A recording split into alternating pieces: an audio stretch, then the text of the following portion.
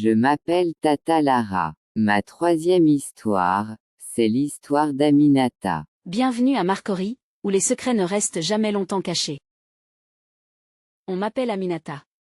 On appelle mon époux Moussa. On appelle sa maîtresse Fanta. Écoute bien, à Marcory tout le monde sait tout. Je suis Aminata. C'est mon histoire. 32 ans, je découvre que mon mari Moussa, 36 ans, cadre bancaire respecté, rompait le ramadan avec Fanta, sa secrétaire de 25 ans. La nouvelle se répand comme une traînée de poudre, dans Marcory, alors que mon homme et sa secrétaire pensaient rester discrets, depuis 3 mois. Je panique, déchirée entre colère, humiliation et l'amour ancien que je porte encore à monsieur. Je sais que chaque décision sera irréversible, et que le quartier entier a déjà un avis. J'ai décidé de confronter mon époux et sa fameuse secrétaire, immédiatement. Pendant la confrontation, la secrétaire de mon mari apprend que je suis enceinte. D'un autre homme, un ami proche de mon époux, et non de mon époux. C'est une double trahison, que je pensais avoir gérée en avortant. Mais, la grossesse n'étant pas passée, je voulais la donner à mon mari. Le quartier entier est choqué par la tromperie, et la rumeur double de volume. Marcory se divise, en 2 camps. Ceux qui me soutiennent, et ceux qui blâment mon homme pour son aveuglement. Les débats enflammés deviennent viraux. Si c'était votre histoire, qu'allez-vous faire? Je m'appelle Tata Lara. Je ne suis pas qu'animatrice. Je suis aussi conseillère, mentor, en plus d'être conceptrice et communicatrice. Mon premier conseil sur cette histoire, je vous dis la vérité avant la dignité.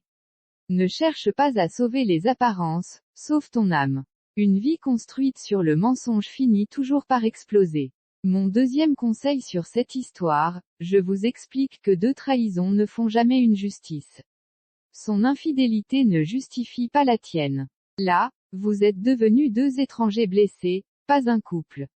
Mon troisième conseil sur cette histoire, je vous raconte que le Ramadan révèle, il ne cache pas. Ce mois met la lumière sur les cœurs. Ce que tu vois aujourd'hui, existait déjà hier.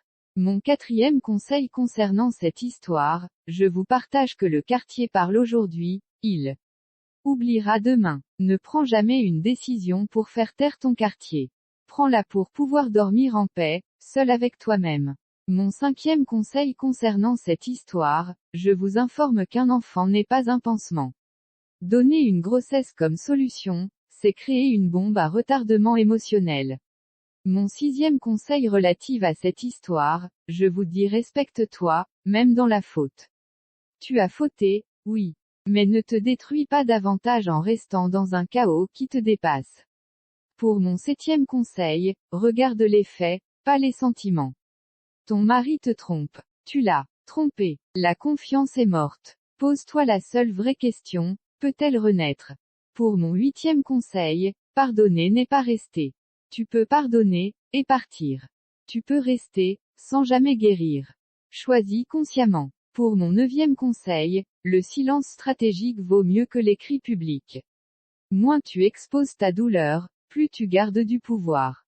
Pour mon 10e conseil, la prochaine décision va définir ta vie entière.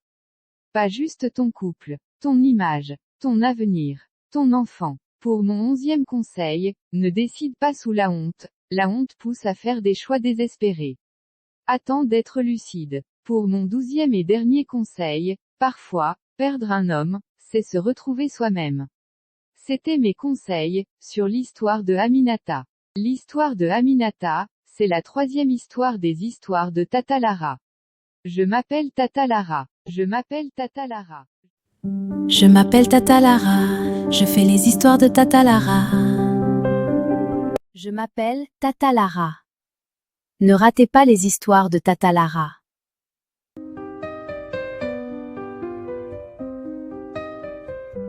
Je m'appelle Talara, je fais les histoires de Tatarara. Tatarara, vous raconte des histoires, raconter des histoires, pas pour raconter, raconter des histoires, pour donner des conseils, grâce à ces histoires. Tatarara, donne des conseils. Tatarara.